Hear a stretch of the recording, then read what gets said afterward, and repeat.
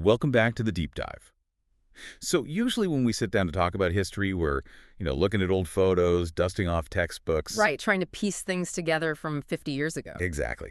But today, we are looking at history being made right now. Yeah. In real time. And it's happening in a place you might not expect it. The movie theater. It's so rare, isn't it, that you get a moment in pop culture that feels like a legitimate pivot point. Yeah. Usually awards season is just, it's noise. But this feels different. This feels, I don't know, seismic. That's the perfect way to put it. We're unpacking a massive cinematic milestone today.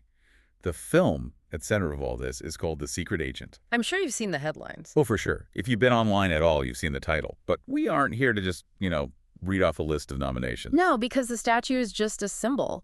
We're here to look at what that symbol actually represents for global cinema. Precisely. Our mission today is to get into the awards buzz, which is huge, and we'll get there, but also the unique and, frankly, bizarre elements of this film. It's definitely genre-bending. We're going to talk about this Brazilian moment that's happening in the industry. We have to talk about how the Oscars are actually changing their rules for the first time in decades. And do we talk about the cast? Yes. Specifically, a 79-year-old former seamstress who has, almost overnight become this massive pop culture icon. That is, without a doubt, my favorite part of this whole story. It just challenges everything we think we know about what a movie star is. It's incredible. Okay, so we have a lot to get through. We've been looking at all the coverage, interviews with the lead actor, Wagner Moura, production notes. And those notes explain some of the very strange things in this movie. They do. But let's start at the top. The headline news. Wagner Moura. The man of the hour. Most of our listeners know him. They know that intensity he brings to every role. But the Academy has finally caught up. Wagner Moura has been nominated for Best Actor. Now, we see first-ever headlines a lot. Yeah. But can you put this into context for us? Just how big is this first?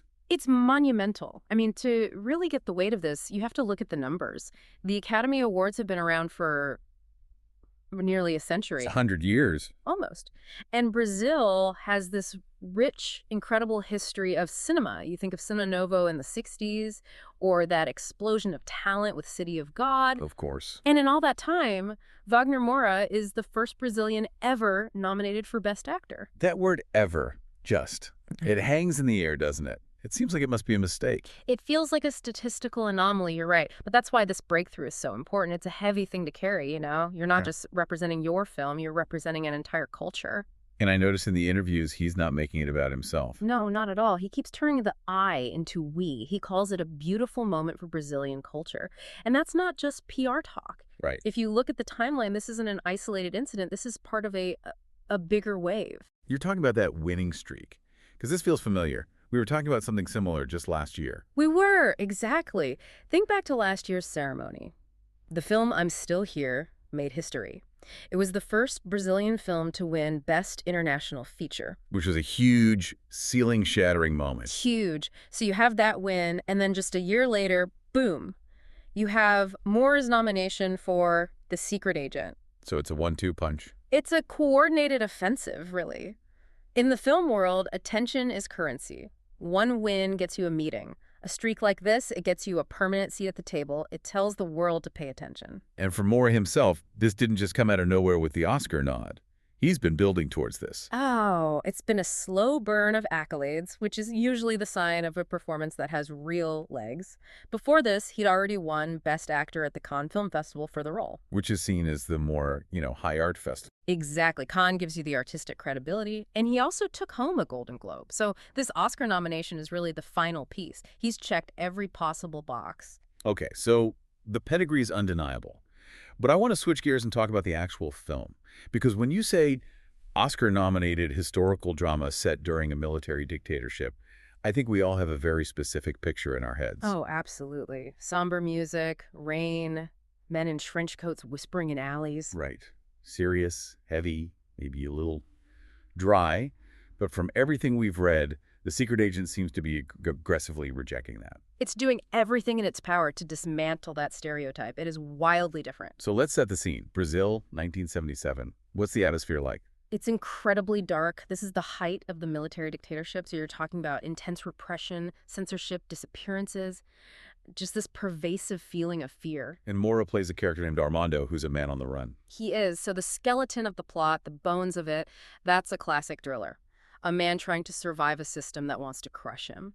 Okay, so far so standard. But this is where the genre-bending part comes in. Because you have this backdrop of political persecution, but the sources say the director was pulling references from Jaws. Yes, the shark movie. Help me connect those dots. How do you get from a dictatorship in South America to a mechanical shark off the east coast of the U.S.? It sounds completely absurd on the surface, doesn't it? But it's actually brilliant filmmaking. Think about Jaws. For most of that movie, you do not see the shark. Right, you just see the fin or the barrels. You see the water moving, you hear that music. The fear is all in the implication of the threat. Ah, so the dictatorship is the shark. The dictatorship is the shark. In 1977 Brazil, the threat was everywhere and nowhere at the same time. You didn't know if your neighbor was an informant, if a parked car was watching you. You couldn't see the monster, but you knew it was circling. That is such a smart way to make history feel urgent instead of just sad. Mm-hmm. It makes it visceral. It taps into that primal fear of being hunted. But then we have to talk about the other thing. The thing that made me check our sources twice, because I thought it was a typo. I think I know where you're going with this. The urban legend.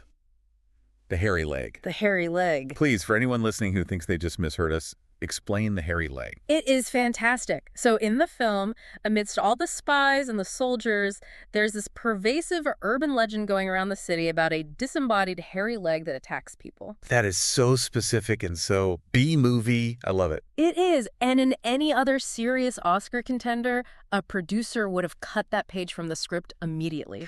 It just sounds like tonal whiplash. So why is it in there? Is it supposed to be funny? It's both funny and terrifying, and that's the whole point. What the commentary on the film says is that life, even in the middle of a tragedy, doesn't stop being weird. In fact, suppressed societies often generate the wildest rumors because nobody trusts the official news. When the newspapers are censored, the grapevine just goes crazy. That's a fascinating point. When you can't talk about the government, you talk about the monster under the bed. Yeah. Or the leg in the alley. Exactly. It grounds the film in the specific chaotic texture of the time. It's not just a history lesson. It's a snapshot of the collective imagination of 1977 Brazil. It's like the film is saying this whole situation was so insane, only an insane story could really capture it. That's it. And Moura has a great quote that kind of anchors all of this. He says that amidst the shark references and the hairy leg, the film is fundamentally about a man sticking to the values that he has when everything around him says the opposite. That's the core of it. Right. Whether the opposite is a repressive government or a society that believes in killer legs, his character is just trying to hold on to his own moral compass. Which is so hard to pull off. Yeah. But if you're going to make a movie with that many different tones, you need a cast that can handle it. And that brings us to the second historic thing about these nominations. Because The Secret Agent didn't just get the Best Actor nod, it got 4 nominations total. And one of them is for a category that is literally brand new. Achievement in casting. This is a huge deal for the industry. You have to understand, the Academy moves at a glacial pace. They do not like change. This is the first new competitive category they've added in 25 years. Quarter of a century. Wow. An entire generation of filmmakers has come and gone with the categories basically set in stone. Exactly. And for years, casting directors have been lobbying for this, arguing that what they do isn't just admin, it's an art form, it's world building. So why this movie? Why is The Secret Agent the poster child for why this award is so needed? Because it shows the full range of what casting does. It's not just about getting a star like Wagner Moura. It's about the faces in the crowd, the texture. Moura talked about this a lot. He said the casting team found people who represent the reality of Brazil. He mentioned diversity, but not in that corporate checklist kind of way. No, he was very specific. He talked about the diversity of body shape, skin color. He said that's what Brazil is, a very diverse place. That really resonates. Because you've seen those historical movies where every single person looks like they just walked out of a salon. The Hollywoodization of history. The teeth are too white, the skin is too perfect, it breaks the illusion. But if you're telling a story about real struggle in 1977, you need faces that look like they've actually lived a life. You need that grit. And this film's casting director went out and found that grit in the most unexpected place imaginable. Okay, this is honestly my favorite part of this whole deep dive. Yeah. We have to talk about the breakout star of the film. Tanya Maria. Tanya Maria. For anyone who hasn't seen the trailer yet, who is she? A legend of Brazilian theater. Not even close. Before this movie, Tania Maria was a 79-year-old seamstress. A seamstress, not an actor. A seamstress, not in the industry, not looking for fame.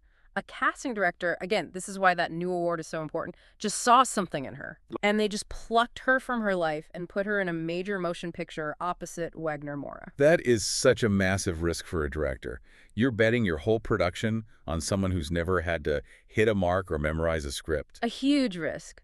But it paid off spectacularly. The sources describe her as having this big presence, even though she's a very small woman, a total scene stealer. And the reaction in Brazil has been explosive. That's putting it mildly. She has become a full-blown phenomenon. I mean, we're talking about a woman who spent her life hemming pants, and now she is starring in commercials for Burger King. Laughs.